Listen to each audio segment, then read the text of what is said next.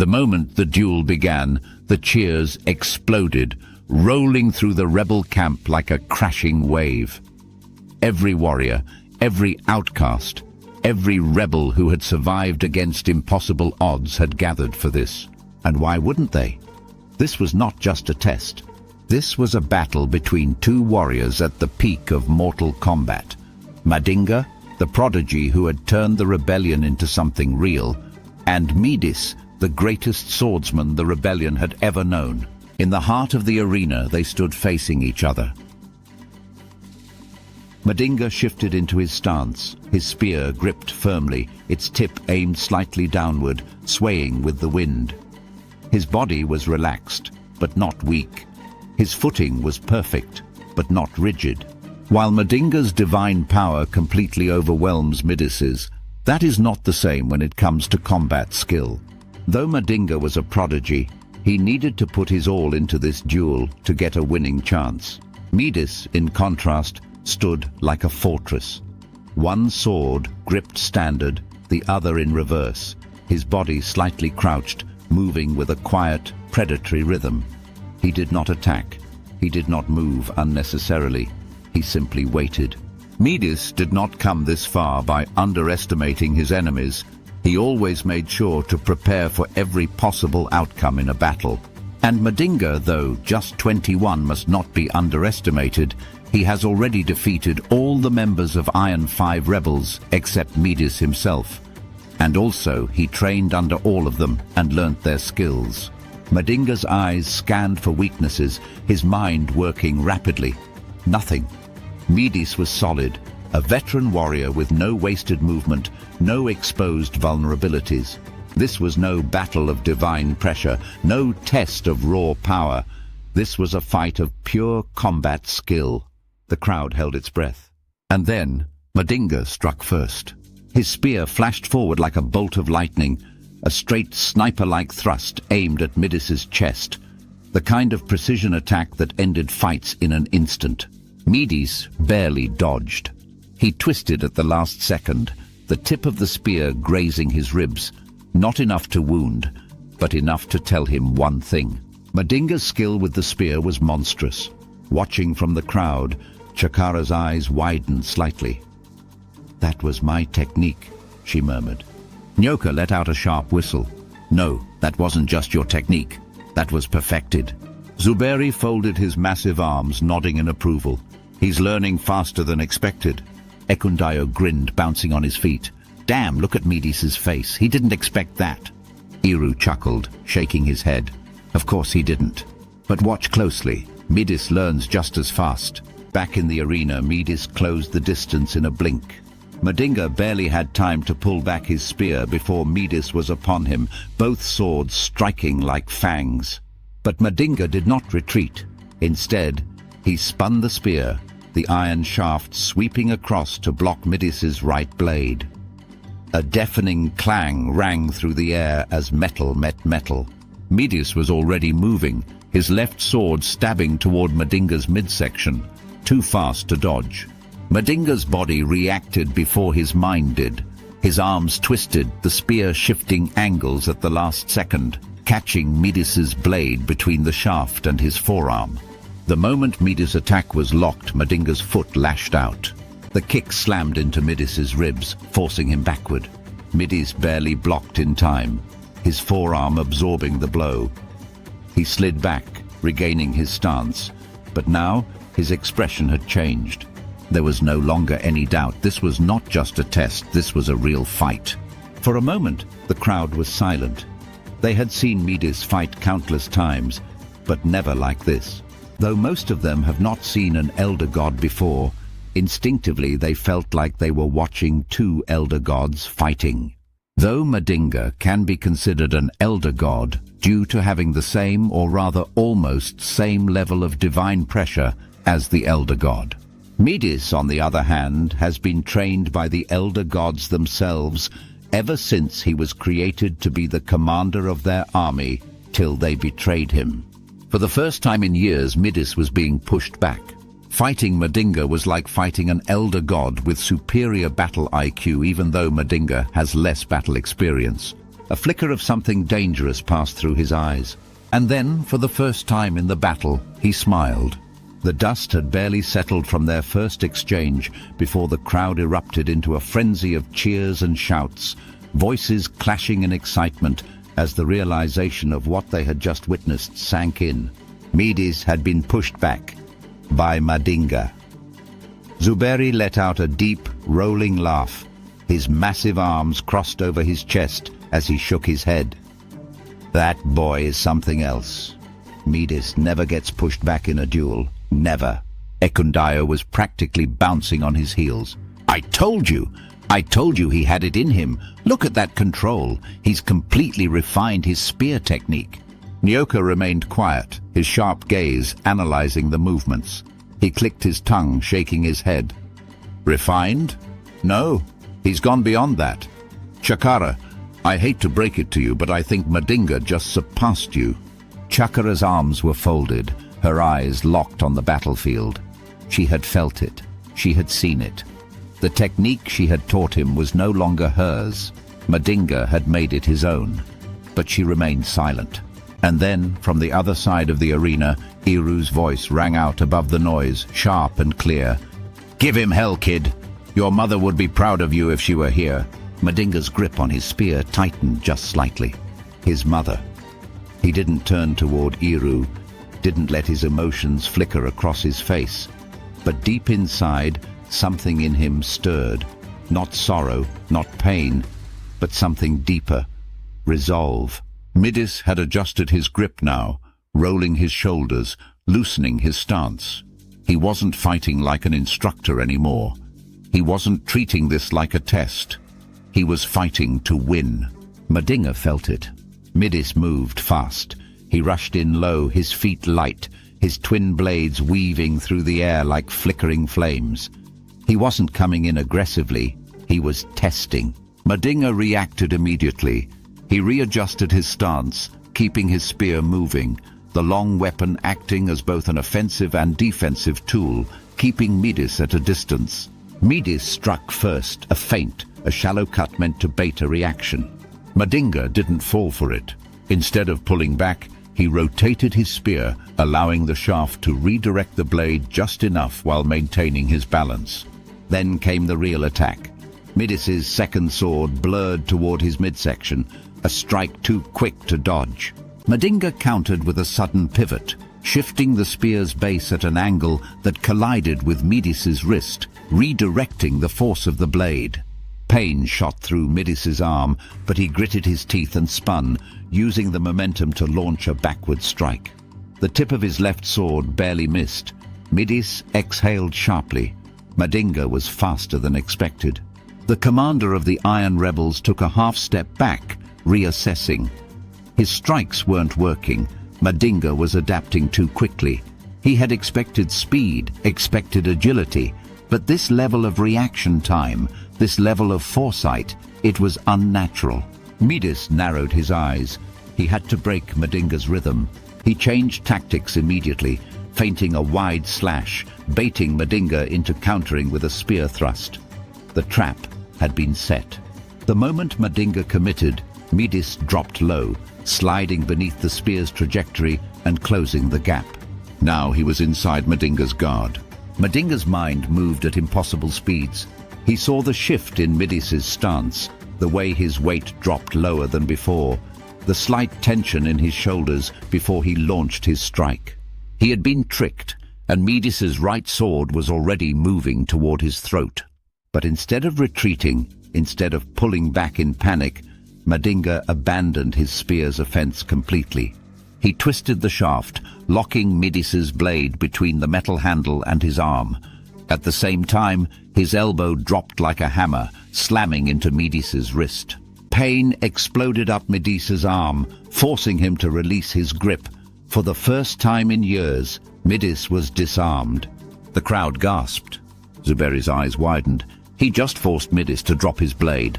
Nyoka's mouth twitched into something close to a grin. Unbelievable. Chakra, arms still folded, exhaled. Of course he did. Midis stepped back, shaking the pain out of his wrist. He stared at Madinga now, a new light in his eyes. Not just respect, acknowledgement. This wasn't a duel anymore. This was a battle between equals. Midis gripped his remaining sword tighter. Madinga lifted his spear once more. And then they clashed again. Midis's fingers curled tightly around his remaining sword, the pain still pulsing through his wrist where Madinga had disarmed him. The boy had done the impossible. Not only had he held his ground against a warrior of Midis's caliber, but he had taken control of the fight, forcing Midis into a position of disadvantage, something that hadn't happened in years. The arena was silent, but the tension was thick, almost suffocating. The rebels watched in awe, unable to look away. They had come expecting a battle, but what they were witnessing was something else entirely. It was a clash of mastery, of sheer skill, of two warriors testing the limits of what combat could become. Madinga did not lower his spear. His golden eyes remained locked onto Midis, studying him, analyzing every breath, every shift of his stance, every slight twitch of his muscles. His heart pounded in his chest, but his mind was clear, sharper than ever. He knew Midis was recalibrating, preparing for his next move, and that meant one thing. Midis was about to go all out. A low chuckle escaped Midis's lips, his voice steady despite the throbbing pain in his arm. "I'll admit it," he said, rolling his shoulders, adjusting his grip. "You're better than I expected." Madinga didn't answer. He knew better than to waste breath on words when the battle had not yet been decided. Instead, he tightened his grip on his spear and took a single step forward. It was a small movement, but Midis caught it, and he reacted. Like a storm breaking through the sky, Midis moved. His sword became a blur of steel and momentum, the air itself parting as he closed the distance with terrifying speed. This time, there were no feints, no tricks. This was raw, brutal efficiency. Madinga barely had time to react before Midis was upon him. The first strike came high, aiming for the shoulder. Madinga spun his spear in a tight arc, deflecting the blade with precision. But Midis didn't stop. His footwork was impeccable, his body already twisting into the next attack. A downward slash, powerful enough to cleave through armor. Madinga dodged by inches, pivoting on his heel, the blade whistling past his ribs. He countered instantly, thrusting his spear forward, but Midis had already anticipated it. In an instant, Midis did the unexpected. He caught the shaft of the spear with his bare hand. Madinga's eyes widened in shock. Before he could react, Midis wrenched the spear sideways, forcing Madinga off balance. At the same time, his knee came up in a vicious arc, and this time, the attack landed. The impact smashed into Madinga's ribs, sending a shockwave of pain through his body. He staggered, his vision blurring for half a second. The wind knocked from his lungs. For the first time in the fight, Midis had landed a clean hit. The crowd erupted into cheers. The rebels who had bet on Midis roared in excitement, their voices filling the air. Zuberi smirked, nodding approvingly. "That's the Midis I know." Ekundayo exhaled, shaking his head. "Madinga took that hit better than I thought. Most people would have crumpled." Nyoka, ever the observer, narrowed his eyes. "Don't get too comfortable. This fight isn't over." Back in the arena, Madinga took a step back, regaining his footing. His ribs ached, but he forced himself to ignore the pain. Pain was nothing new. Pain was a lesson. He had learned from every strike he had taken in training, and this would be no different. Midis smirked, rolling his wrist. "You're good, Madinga," he admitted, "but you still make mistakes." Madinga inhaled slowly. He steadied himself, letting his body remember the patterns, the movements, the rhythms of battle. This was not over. Midis's smirk didn't fade, but his grip on his sword tightened. He could feel the shift in the air. Madinga was not slowing down. He was adapting. And then they clashed again. The arena was alive with roaring voices. But for Madinga and Midis, the world had narrowed to just the two of them. Pain rippled through Madinga's ribs, the residual shock from Midis's knee strike still burning beneath his skin. It was a rare sensation, to be hurt in a fight, to feel the force of a true warrior. But pain was a tool. Pain meant he was still alive, and he was not done yet. Midis had regained his stance, a predator sensing the end of the hunt. His sword rested lightly in his grip, body angled just right, ready to press the advantage. He had landed the first true hit of the duel, but he knew better than to assume that meant victory. Because Madinga was still standing, and he was smiling. A slow grin spread across Madinga's face as he wiped a thin trail of blood from his lip. His eyes burned with something new, excitement, determination, a hunger to win. Midis saw it, and he felt it too. This wasn't just combat anymore. This was pure competition. A battle between two warriors who had given everything to reach this moment. There was no hatred between them, no malice, only the shared understanding that in this fight, in this instant, only one could stand victorious. Madinga took a step forward, rolling his shoulders, adjusting his grip on the spear. Midis did the same. The crowd felt the shift. The murmurs of excitement faded into breathless anticipation. This was it, the final exchange. Midis was the first to move. His sword cut through the air in a blinding arc, a perfect horizontal slash meant to force Madinga into a defensive posture. But Madinga didn't retreat. Instead, he did something reckless. He charged into the blade's path. Gasps rang out from the crowd as the weapon sliced downward, only for Madinga to twist at the last possible second, letting the blade pass just inches from his chest. He had read Midis. He had seen the opening before it even happened. And now, it was his turn. With a sudden burst of force, Madinga lunged forward, bringing the shaft of his spear up in a lightning-fast uppercut. Midis barely had time to react. The wooden shaft slammed into his jaw, rattling his vision. But he didn't let go of his sword. Through sheer battle instinct, Midis twisted mid-air, using the momentum of the impact to flip over Madinga's strike, landing behind him. The crowd roared. Zuberi's eyes widened. That was insane! Midis just turned a clean hit into a damn counterattack. Ekundayo grinned, practically vibrating with excitement. They're fighting like gods. Nyoka exhaled slowly. He could see it now.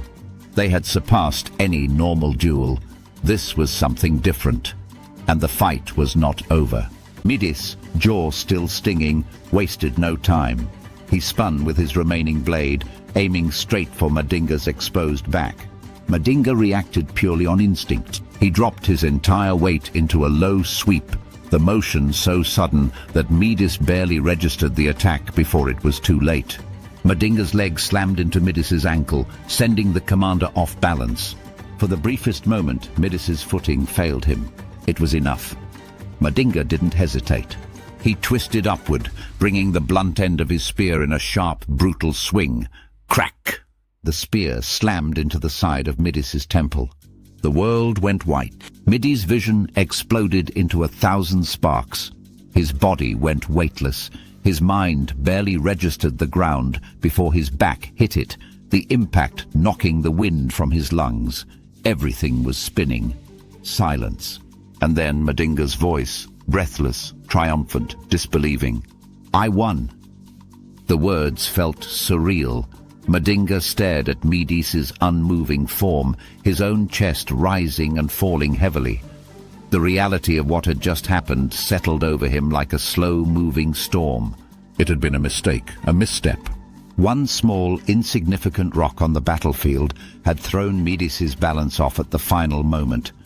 If it hadn't been there, if Midis hadn't stumbled, if the angle had been different, would the outcome have been the same? But a win was still a win. Midis blinked up at the sky, his senses returning. The sharp ringing in his ears faded, replaced by the muffled sound of cheers, voices shouting, the crowd losing their minds. And then he laughed, a deep, genuine laugh. The crowd froze. Midis sat up slowly, rubbing the side of his head where the spear had connected. His jaw ached. His entire body felt like he had just gone to war. And he couldn't stop grinning. Madinga extended a hand. Midis took it. As he pulled himself to his feet, his smile didn't fade. "You won, kid," he said, his voice hoarse but undeniably amused. Madinga huffed out a laugh. "I'd like to say it was skill, but even I know that was pure luck." Midis tilted his head, considering. "Maybe." Then his smirk sharpened. "But next time, I'm taking that spear and breaking it in half." Madinga chuckled, shaking his head. "Next time I won't need luck." The crowd erupted into chaos. Some were cheering wildly for Madinga's victory, others in complete disbelief. Even those who had bet against him couldn't help but acknowledge what had just happened. Midis had never lost a duel like this before. Even Zuberi, who had placed his bet on Midis, grinned, shaking his head. "Well, damn!" Ekundayo clapped his hands, throwing an arm around Nyoka. "Did you see that? Did you see that?" Chakara said nothing. She didn't need to, because she already knew. The moment Madinga had landed his final strike, the moment he had stood victorious over Midis, something had shifted. Something greater than just a duel. A new chapter had begun. And the war with the Elder Gods was truly about to start. Later that night, the rebels celebrated. Bonfires were lit, drinks were passed around, laughter filled the air. But as Madinga sat near the fire, listening to the revelry, he could feel something beneath the joy. A heaviness. Midis' words rang in his mind. "The Elder Gods are coming for us." They had succeeded in triggering them and have won many battles against the soldiers and bounty hunters the Elder Gods sent. But war was on the horizon, and now the Elder Gods might get directly involved in this battle. Elsewhere in the divine council of the Elder Gods, Ruhanga worked in silence. The chamber was dark, illuminated only by the soft glow of celestial runes floating in the air, shifting and rearranging. The device was nearly complete. Soon the unnamed ones would be released, and Madinga would become their prey.